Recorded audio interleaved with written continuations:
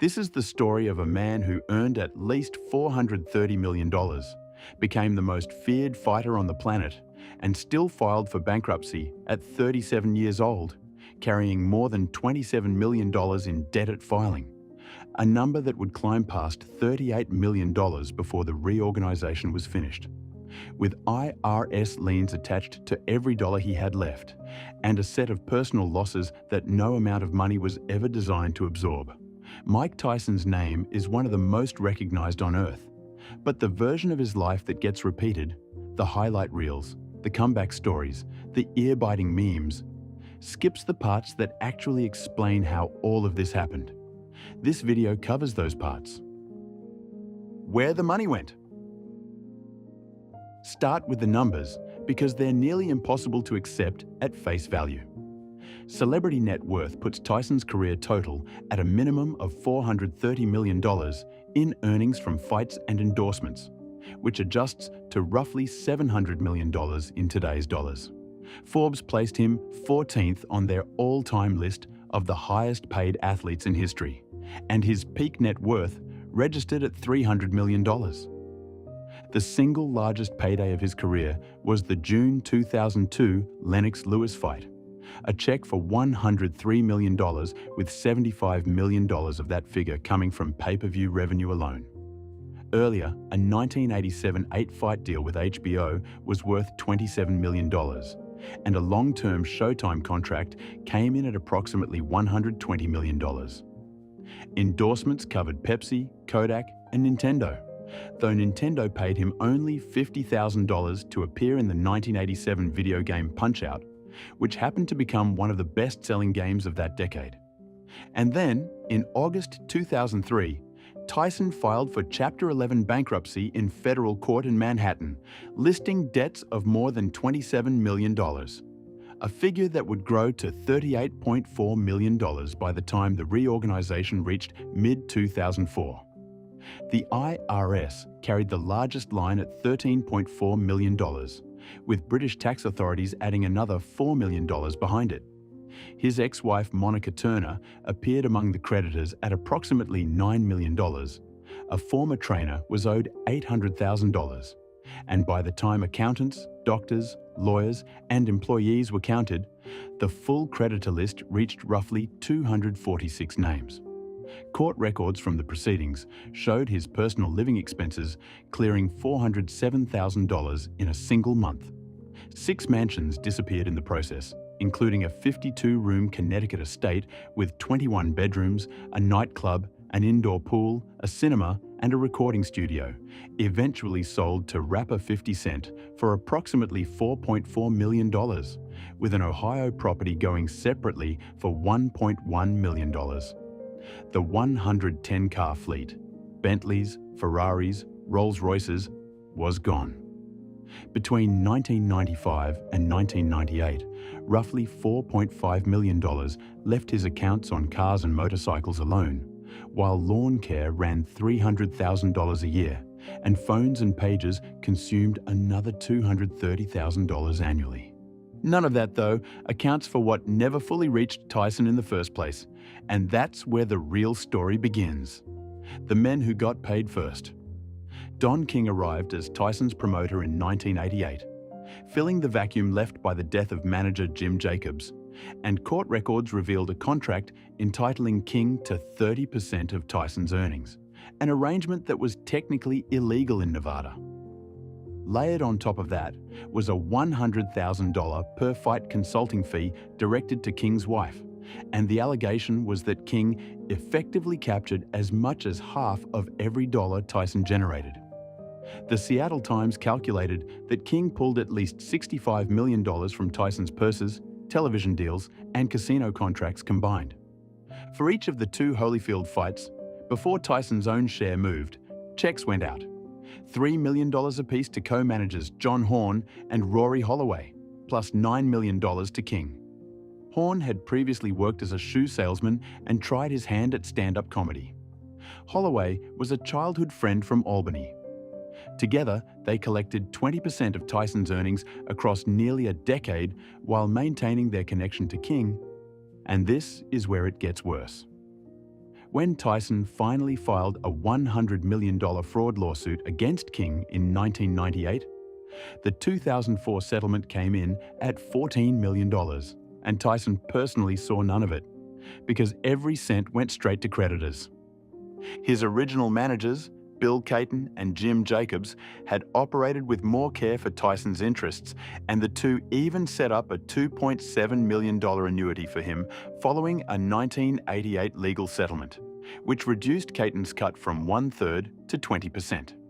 None of that infrastructure held because Jacobs, the one who actually knew Tyson personally, died of leukemia in 1988, and with Cus D'Amato already 3 years in the ground, there was no one left inside the operation with genuine loyalty toward the man generating all the money. Brownsville. June 30th, 1966. Brooklyn, New York, and the family moved to the Brownsville neighborhood roughly a decade later, one of the highest crime communities in the city. Jimmy Kirkpatrick, the biological father, abandoned the family around the time of Tyson's birth and died in 1992, without building much of a relationship with his son. Lorna Mae Tyson raised 3 children alone, drinking heavily and cycling through multiple boyfriends, and Tyson described her plainly years later. "I never saw my mother happy with me and proud of me for doing something." The bullying came early, targeting his high-pitched voice and his lisp, and the response was accelerating street violence. A gang called the Jolly Stompers absorbed him, where Tyson cleared out cash registers while older members handled the weapons, and by age 13, the arrest count had reached approximately 38. The Tryon School for Boys in Johnstown, New York, is where the pivot happened. Not because the institution rehabilitated him, but because a counselor named Bobby Stewart happened to be a former Golden Gloves boxer. Stewart trained Tyson for several months, then arranged an introduction to a 72-year-old trainer living up in the Catskill Mountains. CUS Cus D'Amato had already put 2 men in the World Heavyweight Championship, Floyd Patterson and Jose Torres, and carried a reputation as one of the sharpest boxing minds of the 20th century. When 13-year-old Tyson sparred in front of him for less than 10 minutes, D'Amato turned to the room and said, out loud, that this boy would become the youngest heavyweight champion in history. Paroled into D'Amato's custody in September 1980 at age 14, Tyson moved into his home in Catskill, New York, attending school during the day and training every evening. And when Lorna Mae died of cancer in 1982, D'Amato formalized the arrangement and became his legal guardian. The peekaboo style came from D'Amato, hands held high, constant head movement, explosive angles. But so did something harder to transmit: a framework for thinking about fear, and a purpose for competing that extended beyond raw aggression. Tyson would later write of him, "He took the weak and made them strong." November 4th, 1985. D'Amato died of pneumonia, 8 months into Tyson's professional career, having watched his early fights but never having seen him win a title. The pro career had begun that same year, with a first-round knockout in Albany on March 6th at age 18, and the first 19 fights all ended by knockout, 12 of them before the first round ended. On November 22nd, 1986, Tyson stopped WBC champion Trevor Berbick in the second round and became, at 20 years and approximately 4 months old, the youngest heavyweight champion in history, breaking Floyd Patterson's record. The WBA title followed in March 1987, the IBF title in August, making Tyson the first fighter ever to hold all 3 major belts at the same time. Larry Holmes went down. On June 27, 1988, Michael Spinks lasted 91 seconds, one of the most dominant single performances in the history of the heavyweight division. D'Amato saw none of it. What money buys and what it doesn't.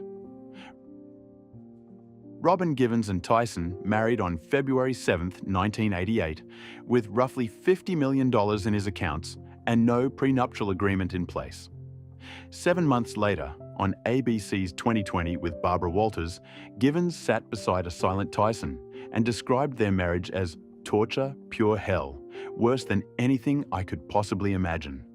And a divorce filing came in October 1988, finalized on Valentine's Day 1989. Givens maintained she collected nothing from the settlement. In the biography, Fire and Fear, Tyson admitted to striking her. Monica Turner, a pediatrician, became the second wife on April 19, 1997. And when she filed for divorce in 2002, her court affidavit delivered one sentence that said what needed to be said. Tyson had earned more than $140 million during their marriage, and that most of that money now was gone. The divorce finalized on January 14, 2003, 7 months before the bankruptcy petition, and the settlement was sealed. Though the bankruptcy proceedings listed approximately $9 million owed to Turner among the creditors. 3 marriages, no prenuptial agreements, hundreds of millions earned, and by August 2003, a court filing in Manhattan showing monthly personal expenses above $400,000, while the IRS waited on $13 million. February 1990 and the unraveling. On February 11, 1990 in Tokyo, Buster Douglas stopped Tyson in the 10th round to claim his heavyweight titles, collecting $1.3 million for the effort, while Tyson earned $6 million. Douglas had entered that arena as a 42-1 underdog, and what happened in those 10 rounds remains the most dramatic upset in boxing history. Tyson eventually clawed back. The WBC title came via Frank Bruno in 1996, the WBA title via Bruce Seldon later that year, and that's when the Holyfield fights arrived. A technical knockout loss in November 1996 set up the rematch scheduled for June 28, 1997 at the MGM Grand Garden Arena in Las Vegas. In round 3, Tyson bit off approximately 1 inch of cartilage from Holyfield's right ear and spat it onto the canvas, earned a 2-point deduction from referee Mills Lane, and when the fight resumed, bit the left ear, at which point Lane stopped it and called the disqualification. Nevada's boxing commission revoked Tyson's license and handed him a $3 million fine, the legal maximum, running to roughly 10% of his purse. That same event grossed approximately $180 million, becoming the first pay-per-view boxing card in history to clear $100 million in revenue. The two men reconciled years later, and by 2022, they were co-marketing an ear-shaped cannabis product together called Holy Ears. Indianapolis, 1991. On July 19, 1991, an 18-year-old Miss Black Rhode Island contestant named Desiree Washington accused Tyson of raping her at the Canterbury Hotel in Indianapolis. Trial proceedings before Judge Patricia Gifford ran from January 27 through February 10, 1992, and after approximately 10 hours of deliberation, the jury returned 3 guilty verdicts: 1 count of rape and 2 counts of criminal deviant conduct. Sentencing landed March 26, 1992, 10 years with 6 to serve and 4 suspended, and Tyson entered the Indiana Youth Center in Plainfield. He walked out approximately 3 years later, in March 1995. Appeals ran through the courts with Harvard attorney Alan Dershowitz handling a large part of the effort, and they failed completely. The conviction was affirmed in 1993, and the Supreme Court declined the case in 1994. Washington reportedly turned down a $1 million offer to drop the charges before trial ever began. Tyson's position never wavered. His 2013 memoir stated it directly. "I did not rape Desiree Washington." Before sentencing in 1992, he told the court, "I have not raped anyone, tried to rape anyone by any means. I'm sorry for Miss Washington as a person." That conviction was never overturned, never expunged, and Tyson remains a registered sex offender. When Hulu released its unauthorized 8-episode miniseries in August 2022, Tyson posted publicly that they had stolen his life story, calling it a slave master takeover story, all while developing his own authorized project on the side. His life rights option had expired, making the production perfectly legal, and Hulu carried no obligation to tell only the version Tyson would have chosen. Everything is in that story, including the parts he would rather shape himself. 3 years in, and what came after. Prison gave Tyson time to read, and he used it. Mao Zedong, Machiavelli, Nietzsche. And the anger he carried in those years ended up permanently on his body. Portraits of Mao and Che Guevara were tattooed on his arms, and Tyson explained the political choices directly. When I was in prison, I was so angry at society. I put a tattoo of Mao on me. I put a tattoo of Che on me, because I just had no faith in our government. He also carried a portrait of tennis great Arthur Ashe on his arm. Walking out in March 1995, he returned immediately to Don King's promotional camp. February 2003, just before a fight against Clifford Etienne that turned out to be the final professional win of his career, Tyson sat in a Las Vegas tattoo parlor and had a tribal design placed across the left side of his face. The artist, S. Victor Whitmill, proposed a Maori-influenced Tiamoko pattern after Tyson originally asked for hearts, and in 2011, that design became the subject of a copyright lawsuit when Warner Brothers replicated it on a character in The Hangover Part 2, a case that eventually settled out of court. December 29, 2006. Police located Tyson outside a Scottsdale nightclub at 2 a.m. and discovered cocaine. He told the officers he used it whenever I can get my hands on it. A guilty plea followed on September 24, 2007, covering 1 felony cocaine count and a misdemeanor DUI, with sentencing in November bringing 24 hours in jail, 3 years on probation, and 360 hours of community service. Tyson had already checked himself into a rehabilitation facility in the weeks following the arrest. May 2009. May 25, 2009. Tyson's 7-year-old son, Miguel, found his 4-year-old sister Exodus entangled in a cord attached to a treadmill console at the family's Phoenix home. She died the following day. Police ruled it a tragic accident. Tyson spoke about what followed on HBO's Real Sports. "I did some cocaine for a week.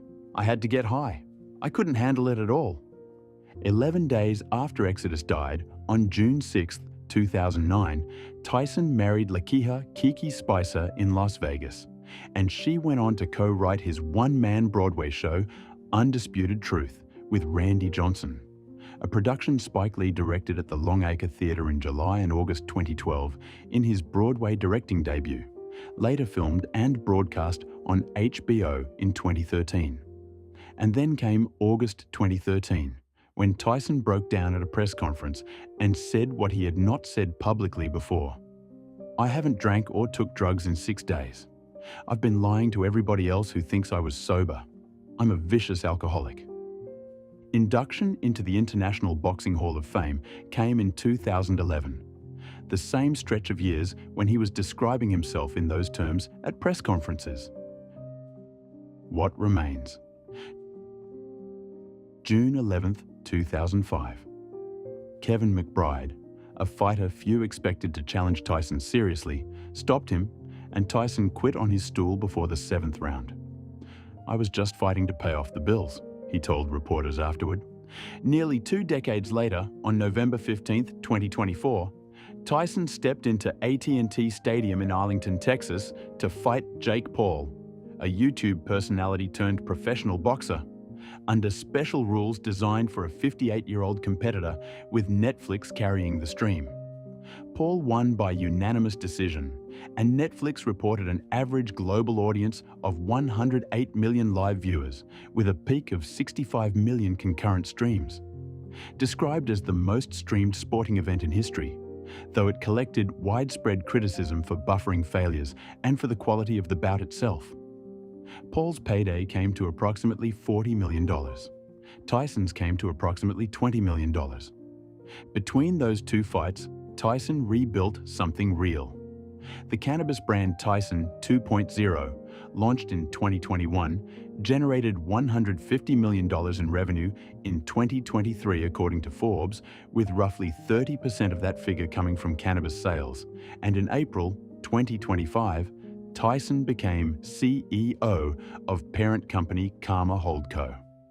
By December 2025, he and Ric Flair had filed a $50 million fraud lawsuit against former Karma executives.